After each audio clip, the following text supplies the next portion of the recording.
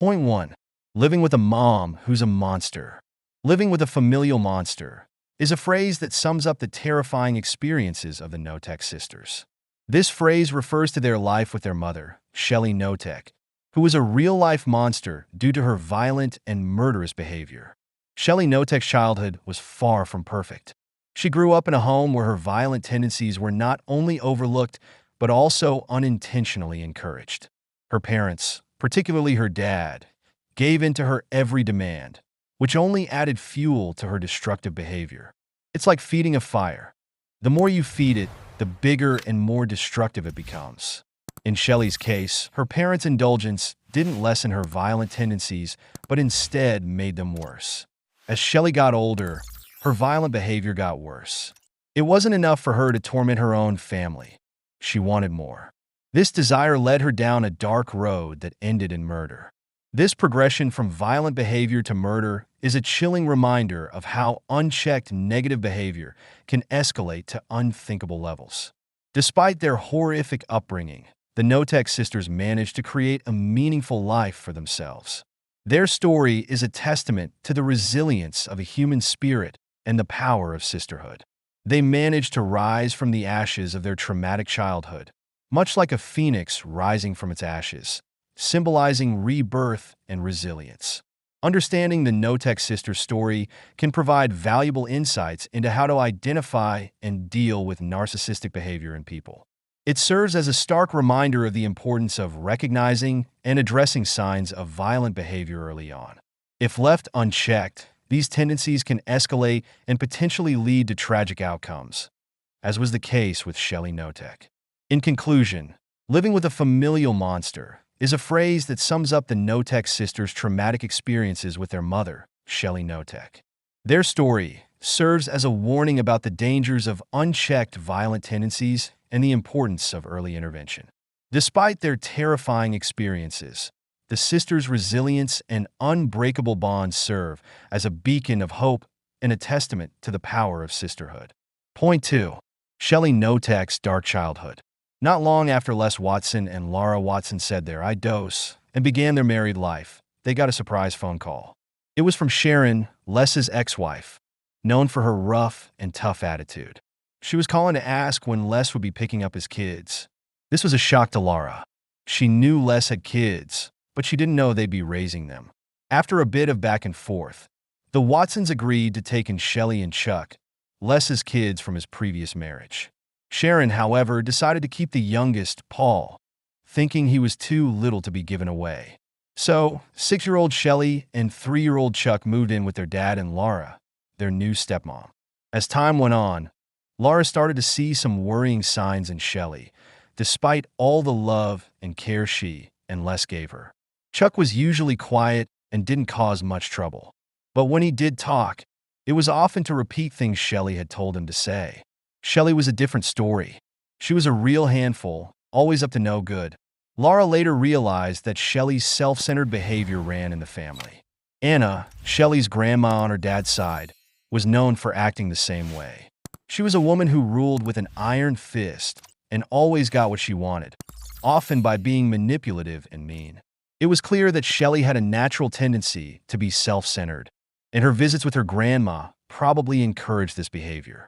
Looking back, Laura remembered that Anna and Shelley got along surprisingly well, which was unusual for people who dealt with Anna. They both seemed to enjoy making others uncomfortable.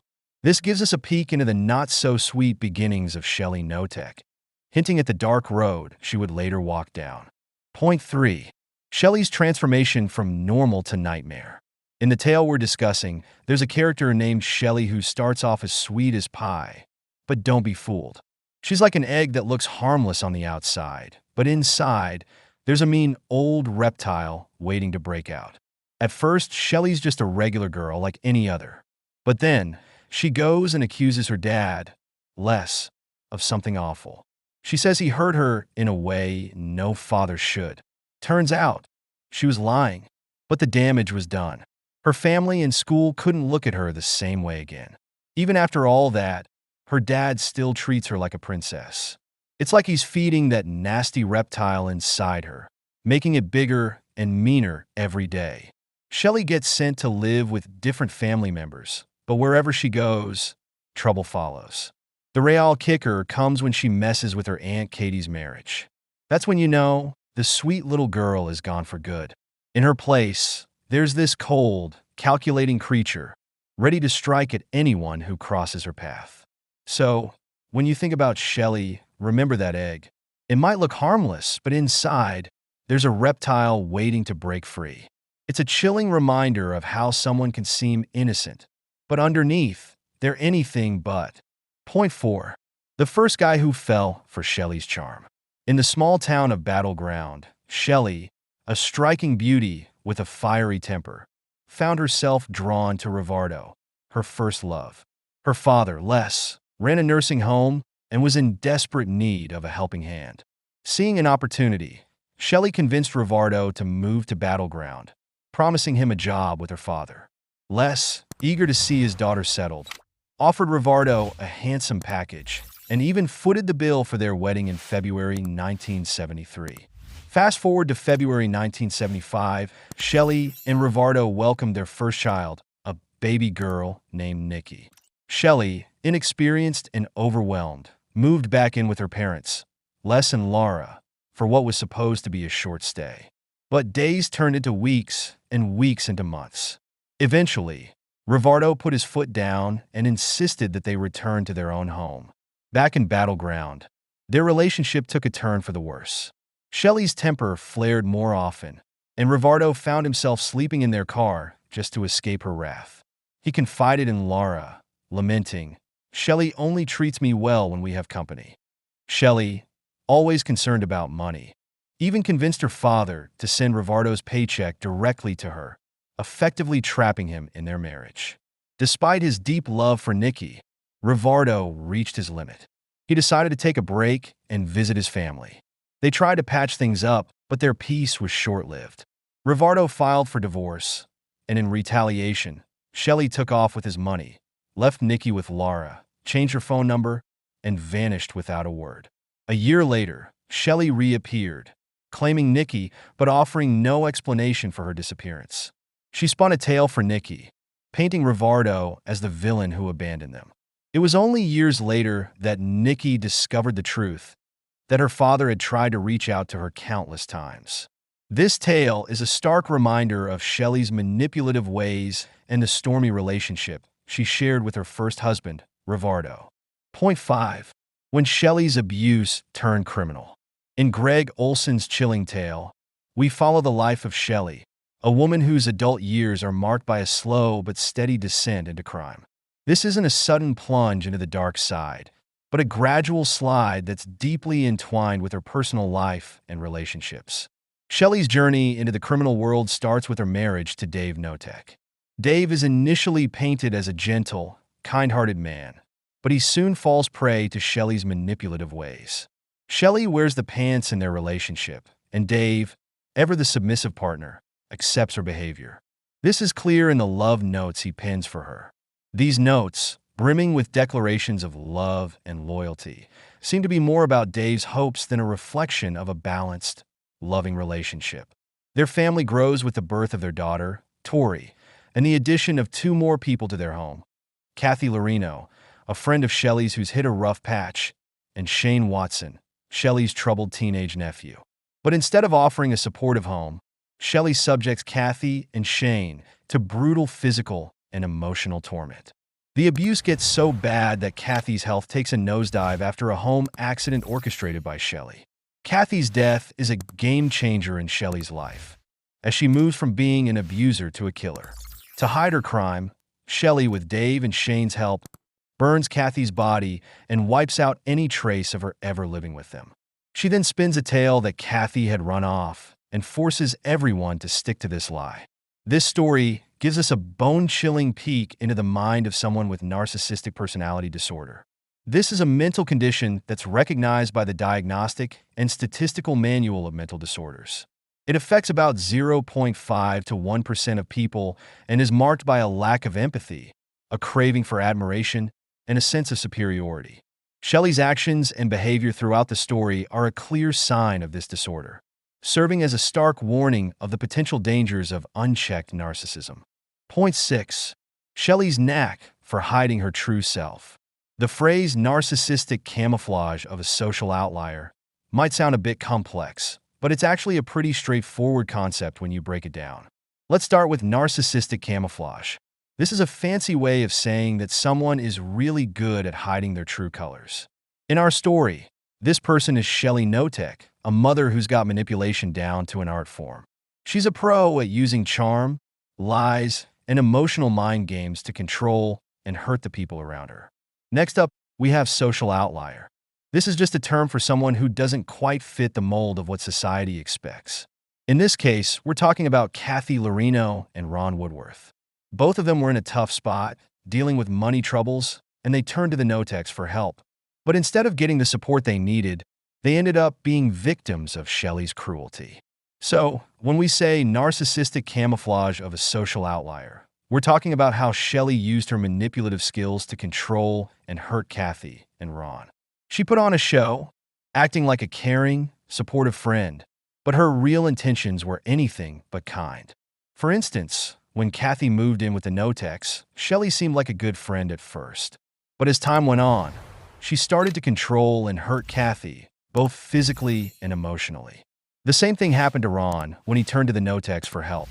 Shelley's daughter, Sammy, saw the same patterns of cruelty towards Ron that she'd seen with Kathy. Despite all this, Shelley managed to keep up her act, pretending to be a caring, supportive figure.